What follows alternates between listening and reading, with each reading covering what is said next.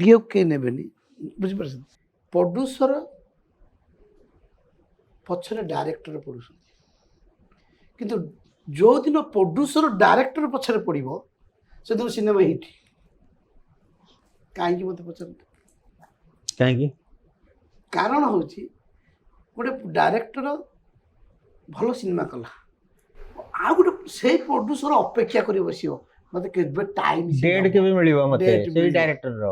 କାରଣ ସେ ଡାଇରେକ୍ଟର ଗୋଟେ ଭଲ ଫିଲ୍ମ ବନେଇ ପାରୁଛି ପ୍ରମାଣିତ ହେଇସାରିଛି। ଯେତେବେଳେ ହର ପଟ୍ଟନାୟକ କି ପ୍ରଶାନ୍ତ ଯେତେବେଳେ ବି ଫିଲ୍ମ କଲା ବେଳକୁ ତାଙ୍କୁ ଅପେକ୍ଷା କରି ରହୁଥିଲେ ଯେ ଏଇ ଲୋକଟା କେତେବେଳେ ଫ୍ରି ହେଲେ ମୋ ପାଇଁ ଗୋଟେ ମୋ ଫିଲ୍ମ ପାଇଁ କରିବ। ଯେମିତି ଆମର ବାବୁସାନଙ୍କୁ ଅପେକ୍ଷା କରି ବସିଛନ୍ତି ବାବୁସାନଙ୍କୁ ଅପେକ୍ଷା କରାହଉଛି। ଅପେକ୍ଷା କରି ବସିଛନ୍ତି କେବେ ଫ୍ରି ହବ ଆକ୍ଟର ଏବେ ହିସାବରେ free ହବ, ଆମେ ଗୋଟେ ସେମିତି film କରିଦବୁ। ଡାଇରେକ୍ଟରକୁ ଅପେକ୍ଷା କରି ବସିବ ଯୋଉଦିନ ସେଦିନ ଫିଲ୍ମ ଭଲ ନ ହବ ମୋତେ କହିବେ କିନ୍ତୁ ବର୍ତ୍ତମାନ ସିଚୁଏସନ ବର୍ତ୍ତମାନ ଓଲଟାଟା ଡାଇରେକ୍ଟର ପ୍ରଡ୍ୟୁସରଙ୍କୁ ଅପେକ୍ଷା କରିବ। ଡାଇରେକ୍ଟର ପ୍ରଡ୍ୟୁସର କେବେ ଫିଲ୍ମ କରିବେ ସେ ଫିଲ୍ମ କରିବେ କୋଉ ଗୋଟେ ମାନେ ଡାଇରେକ୍ଟର ପଛରେ କେତେ ଜଣ ପ୍ରଡ୍ୟୁସର ପଡ଼ିଛନ୍ତି ମୋତେ କୁହ କଣ ପାଇଁ ସେଟା ମାନେ ପ୍ରୋବ୍ଲେମଟା କଣ ପ୍ରାକ୍ଟିକାଲି ଆପଣ ଯେ ପ୍ରଡ୍ୟୁସର ହିସାବରେ କଣ ଗ୍ରାଉଣ୍ଡ ପ୍ରୋବ୍ଲେମଟା କଣ? ମୁଁ କହୁଛି ଅନୁପମ ପଟ୍ଟନାୟକ ସେ ଯେ ଡେଟ୍ ଦେବ ମୋତେ ମୁଁ ଫିଲ୍ମ କରିବାକୁ ରେଡ଼ି ଅଛି ମାନେ ମୁଁ କହିବା କଥା ହେଉଛି ଯେହେତୁ ସେ ପ୍ରୁଭ୍ କରି ଦେଖିଦେଲେ ଭଲ ସିନେମା କରୁଛନ୍ତି କରିପାରୁଛନ୍ତି ସେମିତି କିଛି ଡାଇରେକ୍ଟର ଆସିବା ଦରକାର ଦରକାର। ଧୀରେ ଧୀରେ ପ୍ରଡ୍ୟୁସର ମାନେ ୱେଟ୍ କରିବା ଦରକାର ଆଙ୍କୁ ଡେଟ୍ ଦେବା ଦରକାର ପ୍ରଡ୍ୟୁସର ମାନଙ୍କୁ ଆପଣଙ୍କୁ କେମିତି ଆମେ ଲାଗୁଛି? ହେଲୁ ଫାଇନାନ୍ସିଆର ନାଇଁ ସାର୍ ଆପଣଙ୍କୁ କେମିତି- ଫାଇନାନ୍ସ ଆମେ ଲଗାଉଛୁ ବିଜନେସ୍ କରିବା ପାଇଁ ମୁଁ ନେବି ଏଇ ଡାଇରେକ୍ଟର ଓର ବ୍ରାଣ୍ଡ ଏ ହିରୋ ବ୍ରାଣ୍ଡ ଇଏ ସବୁ ବ୍ରାଣ୍ଡ ତା ସାଙ୍ଗରେ ବି ଷ୍ଟୋରିଟା ବ୍ରାଣ୍ଡ ହେବା ଦରକାର ଆଚ୍ଛା ଡାଇରେକ୍ଟର ଷ୍ଟୋରି ନିର୍ଦ୍ଦେଶନ କରିବ ଡାଇରେକ୍ଟର ଷ୍ଟୋରିଟା ଆଣିବ ଭଲ ଡାଇରେକ୍ଟର ହେଇଥିଲେ ଇଆଡ଼ୁ ସିଆଡ଼ୁ ଷ୍ଟୋରି ଦେଲେ କରିବ ନାହିଁ ଭଲ ଆକ୍ଟର ନହେଲେ ସେ ନେବ ନାହିଁ ସବୁ ଭଲ ହେଲେ ଫିଲ୍ମ ଭଲ ହବ ଆଚ୍ଛା ସାର୍ ଶୁଣନ୍ତୁ ଆପଣ ଖାଲି ଆପଣ ପଇସା ଖର୍ଚ୍ଚ କରିଦେଲେ ଫିଲ୍ମ ଭଲ ହବ ଆପଣ ତିନିଟା ଫିଲ୍ମ କଲା ପରେ ଏତିକି ମାନେ ଏଇ ଜ୍ଞାନ ପାଇଲେ ଯେ ଗୋଟେ ଭଲ ବିଜନେସମ୍ୟାନ 4-5ଟା ଫିଲ୍ମ କରିସାରିଲେ 4-5ଟା କରିସାରିଲେଣି ତାପରେ ଯାଇକି ଆପଣ ଜାଣିଲେ ଯେ ଏଇ ଜିନିଷ ଗୁଡାକ ଆ ପଛରେ ଅଛି ତେଣୁ ଗୋଟେ ଲୋକ ତ ଗୋଟେ ଫିଲ୍ମ କରିକି ସେ ତ ଅଣ୍ଟା ଭାଙ୍ଗିକି ପଡିଥିବ ପଇସା ଲସ୍ ହେଲା ପରେ ସେ ଜ୍ଞାନ ପାଇଲା ବେଳକୁ ତ ଆଉ ସେଇ ଖାଲି ଲୋକ ଘରେ ବସିକି ସେଇ ଲୋକଟା ହିଁ ବଦନାମ କରୁଛି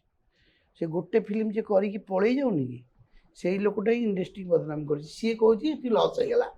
ତ 6ଟା ବଲ୍ ବ୍ୟାଟିଂ କରୁଛ ମାନେ 6ଟା ବଲ୍ ପକେଇବ ନା ସିଏ ତ ଆଉଟ୍ ନହେଲା ପର୍ଯ୍ୟନ୍ତ ଠିଆ ହଉନି ଆଜ୍ଞା ଧୈର୍ଯ୍ୟ ପାଉନି କହୁଛନ୍ତି ଧୈର୍ଯ୍ୟ ନାହିଁ ଧୈର୍ଯ୍ୟ ଏବଂ ପଳେଇ ଯାଉଛନ୍ତି। ଆସିବା ପୂର୍ବରୁ ପ୍ରପର ରିସର୍ଚ୍ଚ ରିସର୍ଚ୍ଚ ଦରକାର ତମେ ଆସୁଛ କାହିଁକି ଆଉ ଗୋଟେ ତମେ ହଉଛି ଫାଇନାନ୍ସ ନାହିଁ ଅଧା ଫିଲ୍ମ ପକେଇ ଦେଇକି ପଳେଇ ଯାଉଛ ସୁଟିଂ କରିଦଉଛ ଆଉ 8 ଦିନ ମାନେ 5 ଲକ୍ଷ 10 ଲକ୍ଷ ଧରିକି ପଳେଇ ଆସିବ କହୁଛି ମୁଁ ଗୋଟେ Producer ପ୍ରଡ୍ୟୁସର ହେଇଯିବି। ହେଇଯିବି ସେମିତି ସମସ୍ୟା ଅଧା ଅଧା ପାଟି ଯୋଉ ଖୋଜୁଛନ୍ତି ଅଧା ଫିଲ୍ମ କରି ସରିଲା ପରେ ଆଉ ଜଣଙ୍କୁ ଖୋଜିବେ ଯେ କି କମ୍ପ୍ଲିଟ୍ Complete କରିବ। ଅସୁବିଧା କଥାଟା ହଉଛି କ'ଣ କହିଲ ତେଣୁ Cinema ଟା- ଆପଣ କହିଲେ ଯେ ବ୍ୟବସାୟିକ ଦୃଷ୍ଟିକୋଣଟାକୁ ଲକ୍ଷ୍ୟ କରିକି ଆସିବା ଦରକାର ପକ୍କା ବ୍ୟବସାୟୀ ହେଲେ ଫିଲ୍ମ ସକ୍ସେସ୍ ହବ ହଁ ଇଏ ହେଲା ଗୋଟେ କଥା ଆଚ୍ଛା ମୁଁ ଆଉ ଗୋଟେ କଥା ଉଠେଇବି ଆପଣଙ୍କର ଗୋଟେ ରହିଲା କଥା ଯେ ଭଲ ଡାଇରେକ୍ଟର ହେଲେ ଆମେ ଅପେକ୍ଷା କରୁଛୁ ସିଏ ଆସିକି ଫିଲ୍ମଟେ କରିବ ଏ ଓଡ଼ିଆ ଇଣ୍ଡଷ୍ଟ୍ରିରେ ତ ଭଲ ଭଲ ଡାଇରେକ୍ଟର ଏତେ ଅଛନ୍ତି ଆପଣ ଯେମିତି ଅନୁପମ ପଟ୍ଟନାୟକଙ୍କ ନାଁ ନେଲେ ଆହୁରି ଡାଇରେକ୍ଟର ବି ଅଛନ୍ତି ଶୁଣନ୍ତୁ ସିନେମା ହିଟ୍ ହେବା ଦରକାର କାଇଁ ଅତୀତରେ ଆମର ଅଶୋକ ପତି ସାର୍ ହିଟ୍ ଦେଇଛନ୍ତି ସୁଶାନ୍ତ ମଣି ସାର୍ ହିଟ୍ ଦେଇଛନ୍ତି ଆଉ ତାପସ ସ୍ୱର୍ଗରେ ବର୍ତ୍ତମାନ ଆଜି ମାର୍କେଟ ଡିଜିଟାଲ ମାର୍କେଟ ହିଟ୍ ହେବା ଦରକାର ଆଗରୁ କ'ଣ ହିଟ୍ ହେଇଥିଲା କିଏ ହେଇଥିଲା ଦରକାର ନାହିଁ ଯିଏ ହିଟ୍ ଦେବ ଗୋଟେ ଦିଟା ତାପରେ ତାର ବ୍ୟାକ୍ ଟୁ ବ୍ୟାକ୍ 3ଟା 4ଟା ଆମେ ଯଦି 2-3 ବର୍ଷର ହଁ। ବ୍ୟାକ୍ କୁ ପଳେଇବା ହଁ। 2 ବର୍ଷ ଧରିବା କାରଣ ଡିଜିଟାଲ ଯୁଗଟା ତ ଆସିଲାଣି 5 ବର୍ଷ ହେଲାଣି ଆସିଲାଣି କି 2 ବର୍ଷ ଭିତରେ ଯଦି ଦେଖିବା ବିଜନେସ୍ କେତେ ହେଇଛି ଏବଂ ଲସ୍ କେତେ ହେଇଛି ମୁଁ ଆପଣଙ୍କୁ ଆଉ ଗୋଟେ କଥା କହୁଛି ମୁଁ ଆପଣଙ୍କୁ ଗୋଟେ ବଜେଟ୍ ଗୋଟେ ଫିଲ୍ମର କୋଟି ଟଙ୍କା ଧର ମୁଁ କୋଟି ଟଙ୍କା ଦେବି ଆପଣ ଡାଇରେକ୍ଟର ନାଁ କୁହ କେଉଁ ଡାଇରେକ୍ଟର ମୁଁ ଓଡ଼ିଆ ଇଣ୍ଡଷ୍ଟ୍ରିରେ ଅଛି